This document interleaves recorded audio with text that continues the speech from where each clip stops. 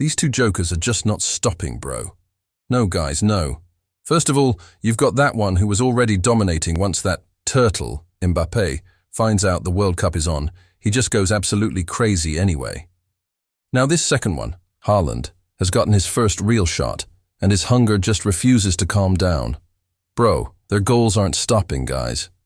I'm telling you, the Golden Boot used to be handed out for this many goals in the past. I haven't even brought Messi into this yet. Forget he even exists because that guy operates on a completely different level anyway. He knows the World Cup is here, so whatever, forget about him for now. But these two, bro, these two refuse to stop. And I'm extremely happy about this. Bro, remember the hopes we had pinned on these two especially, that in the coming years, who were the successors to our GOATs, Messi and Ronaldo, Mbappé and Haaland, right guys? Their playing styles probably don't resemble anyone else's much. Sure, Mbappé still plays like Ronaldo in a lot of ways, but Haaland is a completely different player, altogether. But at least in terms of the legacy these two players are going to leave behind. Oh my God, man, they are about to outlast so many legends. And probably by the end of this World Cup itself, one of them is going to be right there at the top of it all. He is going to be there for a fact. After collectively dismantling Sweden in the round of 32, France is now going to play a match against Paraguay in the round of 16 that might as well be a friendly. Boys, it will practically be a friendly. I know you'll say, bro, Paraguay, but they beat Germany. Bro, this France team is different. Trust me, we were living in this delusion that too many cooks spoil the broth. It doesn't work that way. The broth they are cooking up here is one you don't walk back from. The machinery of destruction they have unleashed, guys. If you mark one player, the second one will hit you. If you mark the second one, the third one comes out of nowhere. And they've kept a fourth one in reserve. They don't even let him out. And on the other side, that absolute beast from Norway, Haaland, after beating Ivory Coast, will now want to completely run over the Brazilian Samba style in the round of 16. Guys, that is the beautiful combination we have on both brackets. Brazil versus Norway. Oh, what a match, bro. But if you had told me before the World Cup started that we would probably see a round of 16 game between Norway and Brazil, I would have been so proud of it. I would have been so proud of the fact that this team isn't just entering the World Cup after a promising run through their entire World Cup qualifiers group, which we have talked about a lot before. They scored the most goals in the entire European continent during the qualifiers. Erling Haaland's stint, all those things after all that. It would have been extremely disappointing if this team had crashed out in the group stage, or the round of 32. The fact that they are going to face Brazil, they most probably won't beat them. We all know that for a fact. But the fact that they are facing Brazil is insane. But first of all, bro, something needs to be done about France. Look, we lived in a lot of delusion that this team wouldn't have balance because they have Mbappé. When Mbappé was at Madrid, what was he doing at that time? He was playing with Vinny, right? Look at Vinicius's World Cup. Look at Bellingham's World Cup. Look at Mbappé's World Cup. How crazy would it be if all three of these players were playing for the same team? Like, imagine chat. Vinicius, Mbappé, and Bellingham on one side. If these three players were on the same team, that team would win every single trophy for 3 consecutive seasons. That was the expectation before entering this World Cup, that Mbappé would do the exact same thing with this France national team. The balance we thought this France team wouldn't have because of their squad. It's because it is too damn stacked. It is too damn loaded. Dembélé is on one wing, and on the other side they are playing Barcola or Doué. They played Barcola last night. Doué came off the bench. Olise is playing in the number 10 position, and the striker is Kylian Mbappé anyway. But the movement of these players that I'm noticing, that we all are witnessing right now, especially Kylian Mbappé, the way he has, honestly, with time and game by game in this World Cup, gotten involved in the build-up, he's just getting better. His movement outside of the box, coming back, dropping deep, linking up, and running back in. The moment Olise gets the ball, he goes crazy and just starts sprinting. He just knows. Olise puts the ball right, at his feet, And Michael Olise, after having an insane club season creating chances for Harry Kane and Luis Diaz, you have now unleashed a wild bull in front of him. You put a wild bull in front of Michael Olise, currently football's best creator, arguably the greatest World Cup player, probably by the end of this World Cup if he wins the World Cup for France. He will factually be, in my opinion, the greatest World Cup player of all time. You have unleashed Kylian Mbappé in front of Olise, and that is what is happening. Now, this France team isn't just winning. They are tearing opponents apart. But first of all, what can I even say about Mbappé? Bro, I am scared of this guy. I am terrified of him. He is what he is. This player holds the record for the most knockout goals in the history of the World Cup. He is putting in performances that make managers bow down. The guy walks off the pitch looking like the president of his country. He is now just one goal behind Lionel Messi. He will surpass Messi in this very World Cup. He'll do it in this World Cup, guys. Even if he can't do it in this World Cup, he still has 3 more to play. He can still play 3 more World Cups. That is the scary part. 18 goals and 5 assists in 18 World Cup games. These records, these are mad stats.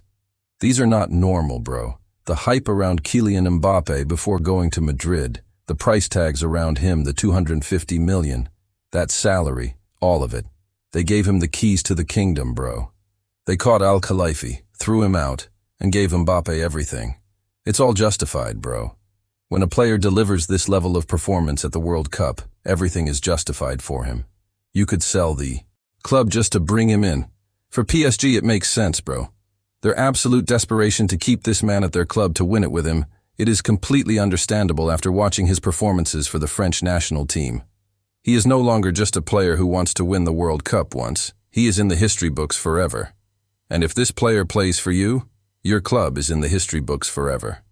That is why everybody was going crazy for him until a few years ago, and I am shocked after seeing the stats of last night's match against Sweden. When I see that with 60% possession, they had an XG of 3.17, while on the contrary, Sweden was at 0.66. They couldn't even create an XG of 1.0 in the entire match. They took 8 shots in total, and France fired 25 shots. Sweden didn't even have that many shots on target they had. 3 shots on target, while France created 6 big chances in this match. And there shouldn't be such a massive gap between these two teams, guys. There shouldn't be such a big gap. I am saying that in the World Cup knockouts, there shouldn't be such a massive gap between any two teams in the round of 32, provided that Sweden doesn't have bad players either. Gyökeres, Isak, Elanga. Bro, these players are legit. They aren't pushovers, right? And the scariest part of this French team now seems to be their defense.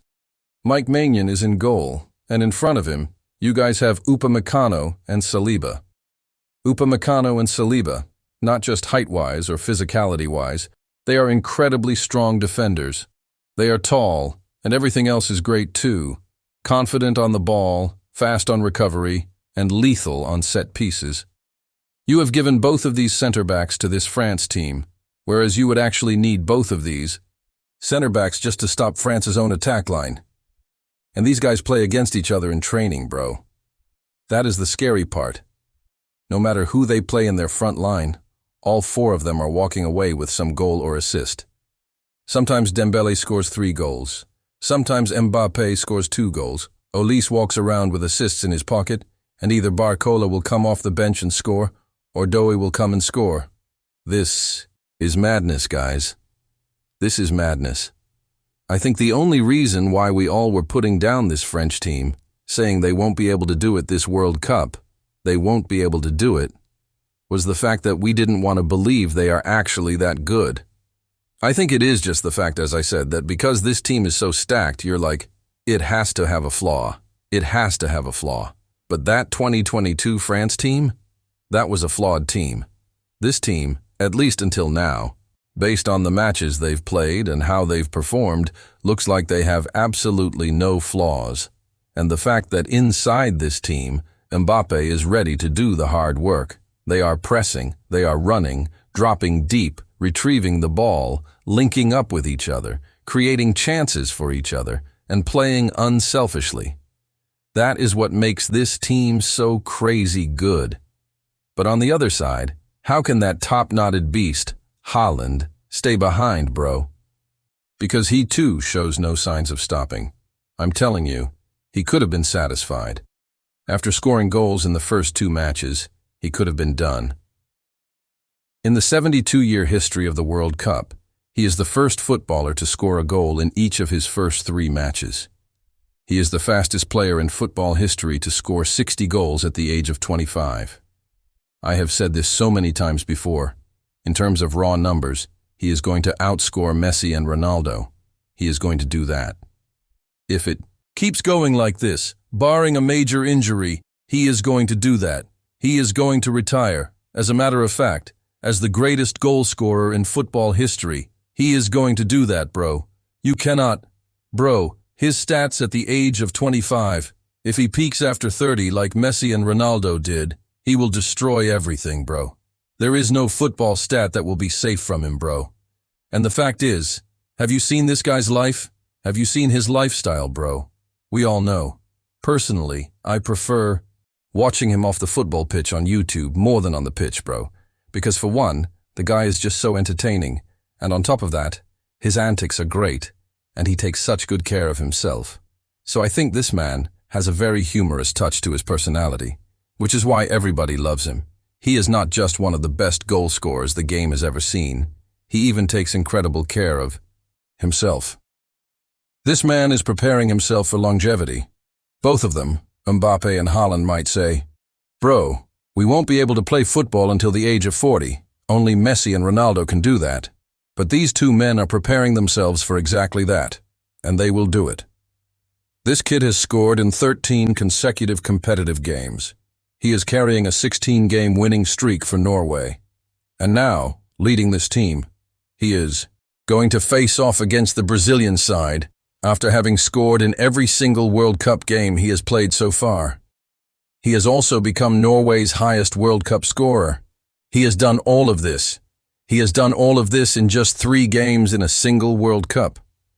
What on earth, bro? This is madness, bro. I'm telling you. We don't realize how insane this World Cup is. How insane it is. Because of how these players in every match are breaking record after record. Last night against Ivory Coast, which is not supposed to be an easy team, in the 84th or 94th minute, in the dying minutes, Haaland scored the goal. It might be a tap-in, bro. Haaland was invisible for the entire game, but still, at the right place at the right time, gets the goal, wins the match for his team, and takes them to the round of 16 against Brazil. It is such a big deal, guys. It is a huge thing for a team like Norway, which has promising talent, to face off against the most successful nation in World Cup history. It is insane, and they are going to be carried by the name of Erling Haaland. But whatever these 2 are able to score in this World Cup, genuinely, go ahead and score, bro. Milk it as much as you can. Play your hearts out, come on. Bro, it's good for us. We are thoroughly enjoying it. We are having a blast, full on. But bro, now gradually, Haaland's chances are looking slim, while Mbappé, well, you guys already know my prediction, guys. Thank you so much for watching. If you want to keep unlocking the greatest stories in the game, make sure to smash that like button and subscribe to Football Vault History. Let me know your predictions in the comments below, and we'll see you guys in the next video. Peace out, stay safe, and take care.